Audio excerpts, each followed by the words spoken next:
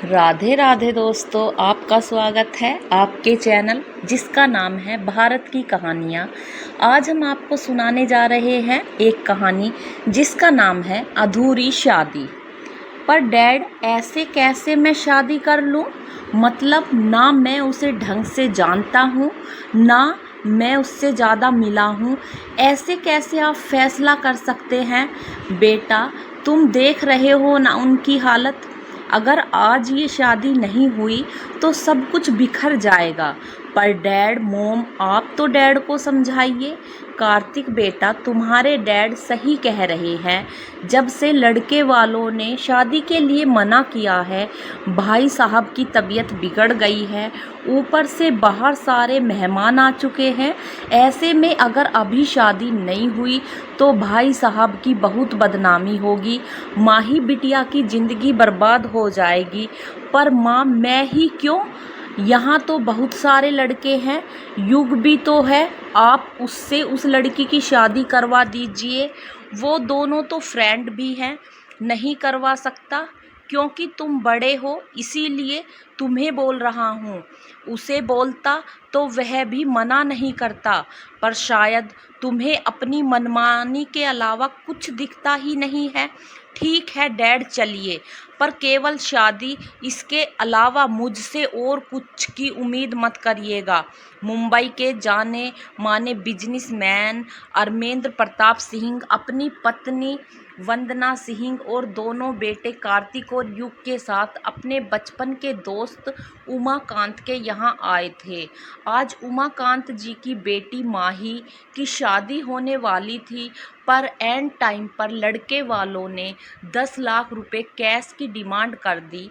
उन्होंने फ़ोन किया था कि अगर उमाकांत जी पैसे का बंदोबस्त कर लेंगे तभी बारात आएगी, वरना नहीं। अब उमाकांत जी साधारण शिक्षक थे। इतनी बड़ी रकम का इंतज़ाम करना उनके लिए असंभव था। बाहर मेहमान सब आना शुरू हो गए थे। यह सोचकर वे बहुत परेशान हो गए। उनके सीने में दर्द होने लगा। अमरेंद्र जी ने तुरंत डॉक्टर को फ़ोन किया। माही का भी रो रो कर हालत ख़राब हो गई थी।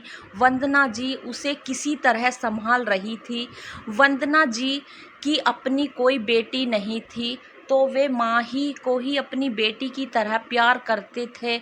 उनसे माही की हालत देखी नहीं जा रही थी, तो उन्होंने अमरेंद्र जी को साइड में बुलाकर माही की शादी कार्तिक से करवाने को बोला। अमरेंद्र जी भी शुरू से ही मन माही में अपनी बहू की छवि देखते थे, पर कार्तिक के स्वभाव के कारण कुछ नहीं कह सकते थे। पर आज की परिस्थिति को देखकर उन्होंने कार्तिक को इस शादी के लिए किसी तरह से तैयार कर लिया। अमरेंद्र जी ने उमाकांत जी को अपने इस फैसले से अवगत कराया, तो उन्होंने उनके सामने हाथ जोड़ लिए। कृष्ण सुदामा की दोस्ती की कहानी तो आज तुमने फिर से दोहरा दी है। तो अमरेंद्र जी ने उनको गले लगा लिया। वंदना जी के आंखों में आंसू आ गए। भाई साहब, मैं तो शुरू से ही माही को अपनी बेटी बनाना चाहती थी। जब माही से पूछा गया तो उसने भी सहमति से सर हिला दिया। फिर से फेरों की रस्में शुरू हो गई। सब कुछ जल्दी जल्दी किया जाने लगा, क्योंकि उमाकांत जी की तबीयत बहुत बिगड़ गई थी। उन्हें जल्दी से अस्पताल ले जाया गया, पर उन्हें बचाया नहीं जा सका।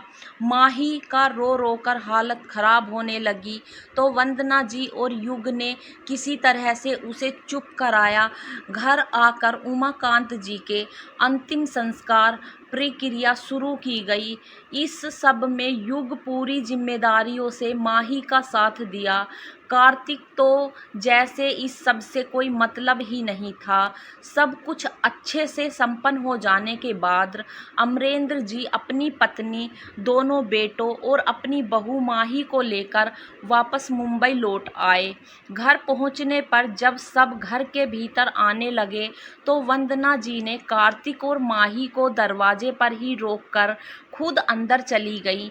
उन्होंने युग को भी अंदर बुला लिया। सर्वेंट्स को पहले ही फ़ोन करके सारी तैयारियां करके रखने को बोल दिया था। जब वे बाहर आई तो उनके हाथ में आरती की थाल और चावल भरा कलश था। युग पीछे से अलता भरा हुआ थाल लेकर आया। कार्तिक, ये सब क्या है? मोम, मैंने पहले ही इस सब के लिए मना किया था। वंदना जी, नई बहू कैसे बिना गृह प्रवेश के अंदर आएगी? कार्तिक, ठीक है मोम, जो करना है जल्दी कीजिए, मैं थक गया हूँ।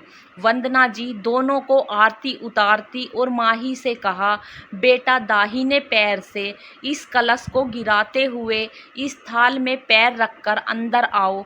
माही धीरे से कलश गिराते हुए अलता वाले थाल में पैर रखा, फिर धीरे से अलता लगे पैरों का निशान पीछे छोड़ते हुए अंदर आ गई। वंदना जी दोनों को पूजा घर में ले गई। भगवान को प्रणाम कर माही वंदना जी और अमरेंद्र जी को भी प्रणाम किया। कार्तिक अपने रूम में चला गया। अमरेंद्र जी माही के सर पर हाथ रखकर बोलो, बेटा आज से यह तुम्हारा ही घर है।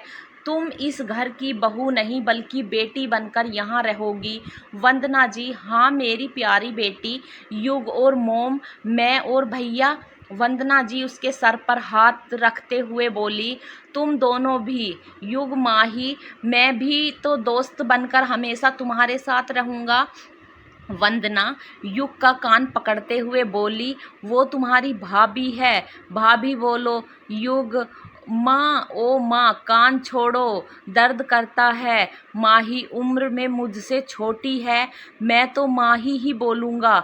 क्यों माही, तुम्हें कोई प्रॉब्लम नहीं ना है ना? माही, माँ बोलने दीजिए ना, माही ही, हमें भी अच्छा लगेगा। अमरेंद्र जी, वंदना जी माही को कार्तिक के कमरे में ले जाइए, फ्रेश होकर थोड़ा आराम कर लेगी, सफ़र में थक गई होगी मेरी बच्ची। उसी समय कार्तिक भी नीचे आ गया। उसने माही को उसके कमरे में ले जाने वाली डैड की बात सुन ली। उसने गुस्से से वंदना जी की ओर देखकर बोला, मेरे रूम में क्यों? वंदना जी, जी बेटा, वह तुम्हारी पत्नी है तो तुम्हारे रूम में रहेगी। कार्तिक, मोम प्लीज़, मैं आप लोगों को पहले भी कह चुका हूँ, मैं इस शादी को नहीं मानता। आप लोग मेरे साथ ज़बरदस्ती नहीं कर सकते। और हाँ, मेरे रूम में तो क्या, ये लड़की मेरी नज़र के सामने भी नहीं आनी चाहिए। अमरेंद्र जी गुस्से से चिल्लाए, आप माने या ना माने, माही आपकी पत्नी है। कार्तिक गुस्सा, मैं घर से बाहर निकल गया। वंदना जी रोने लगी। माही के आंखों में भी आंसू आ गए। उसने तो पूरे मन से इस शादी को स्वीकारा ही नहीं, फिर भी अपने मन को कड़ा कर वह अमरेंद्र जी और वंदना जी के पास आकर उनके पैर में बैठ गई। माँ बाबा, आप लोग इस तरह उदास मत होइए। जिस परिस्थिति में हमारी शादी हुई है उन्हें वक्त लगेगा इसे समझने में। फिर वो मुझे जानते तक नहीं। हो सकता है कि शादी को लेकर उनका कोई अलग नज़रिया हो, और अगर वे इस शादी को नहीं मानते तो कोई बात नहीं। आप लोगों ने अभी अभी मुझसे कहा था ना कि मैं आपकी बेटी हूँ।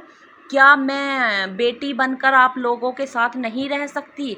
वैसे भी बाबा के बाद आप लोगों के अलावा और कोई मेरा अपना तो है नहीं कि जहां मैं जाकर यह कह सकूं। वंदना जी उसके सर पर हाथ रखकर कहा, हमने केवल कहा ही नहीं बल्कि दिल से ही तुम्हें अपनी बेटी माना है।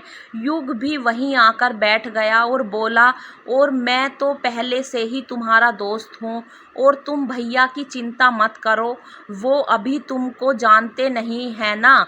जब वो तुम्हें पहचान जाएंगे तो अपनी जान से भी ज़्यादा तुम्हें प्यार करेंगे। वो केवल ऊपर से रूड हैं, अंदर से उनका दिल बहुत कोमल है। अमरेंद्र जी, हाँ बेटा, वो अभी गुस्से में है ना, इसीलिए ऐसा बोल गया। तुम उदास मत हो, तुम कमरे में जाकर आराम करो। माही, माँ, जब तक वो मुझे अपने मन से अपना नहीं लेते तब तक मैं भी दूसरे कमरे में ही रहना चाहूँगी। युग, माँ माही आज से मेरे कमरे में सो जाएगी, मैं पापा के स्टडी रूम में सो जाऊँगा। कल आप मेरे बगल वाला रूम माही के लिए रेडी कर दीजिएगा। वंदना जी ठीक है बेटा, माही को कमरे में ले जाओ। माही कमरे में आकर फ्रेश होकर अपने बारे में सोचती हुई उदास हो गई। सबके सामने तो वह हिम्मत कर ली, पर पता नहीं आगे क्या होगा। क्या कार्तिक उसे अपनाएगा?